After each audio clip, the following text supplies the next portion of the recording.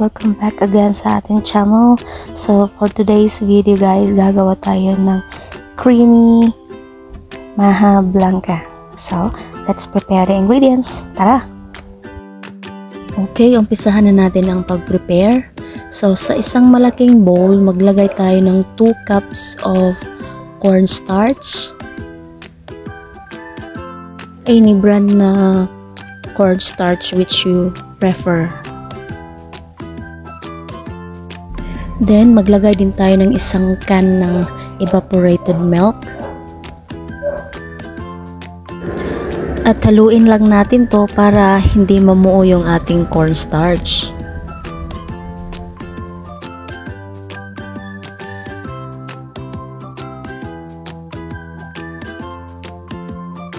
So, after na makombine ang cornstarch at saka evaporated milk natin guys, set aside muna natin ito para i-prepare ang ibang ingredients.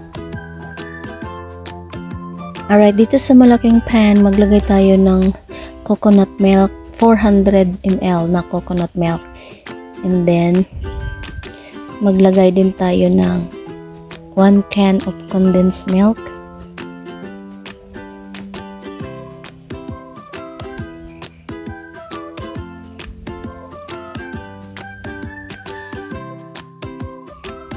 At isang latang corn cream. Ayan.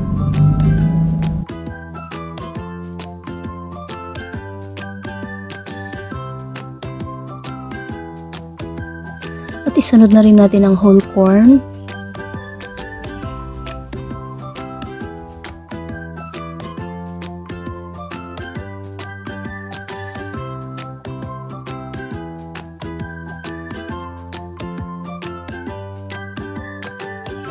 At saka 2 cups of water.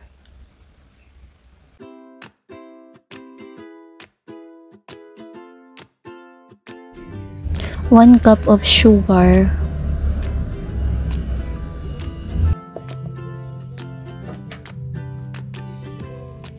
Haluin ulit. I-combine ng lahat ng mga ingredients na nilagay natin. And by the way guys, hindi pa naka-on yung fire natin dito guys.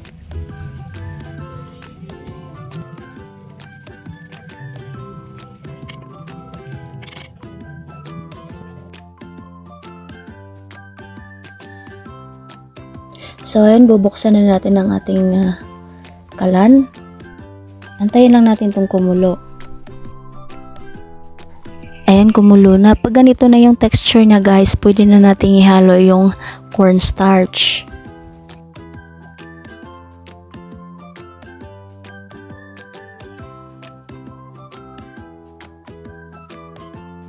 Okay guys, ilagay na natin ang cornstarch.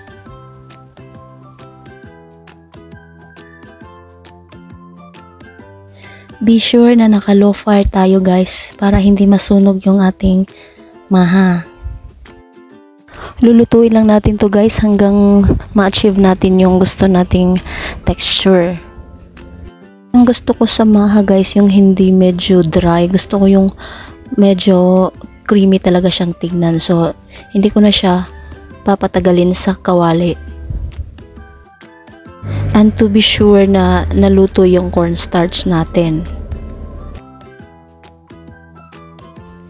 Ayan, continue stirring lang guys and dapat naka low fire lang tayo palagi. So ayan na guys, malapit na maluto ating maha blanca.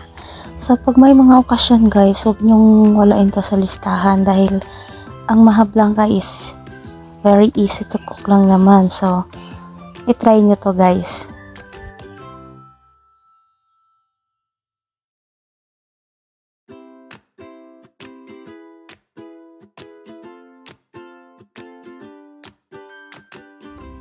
So ayan guys, pwede na natin siyang ilagay sa ating baking pan.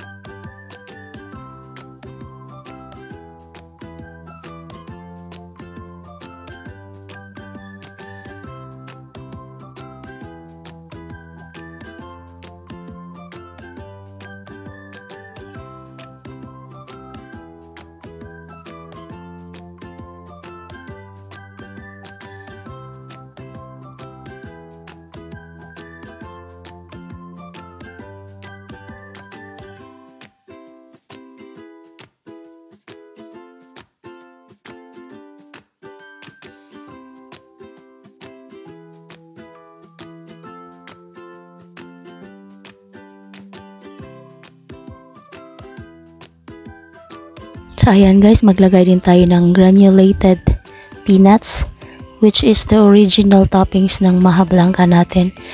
Depende rin kung ano yung gustong ilagay nyo na toppings. Pwede cheese, etc.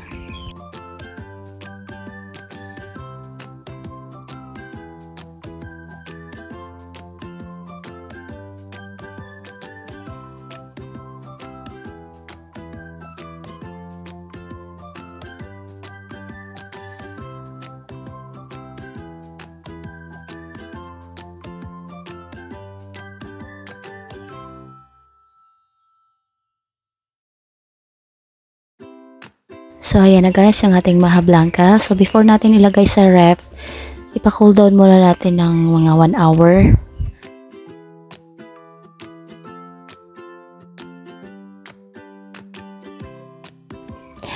Ito na ating Maha Blanca na super creamy, super yummy at pwedeng panghandaan sa mga birthday at pwede rin itong pangtinda. So, itry nyo to guys.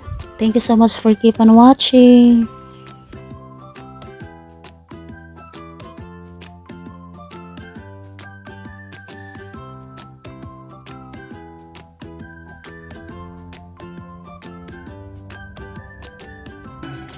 Bye.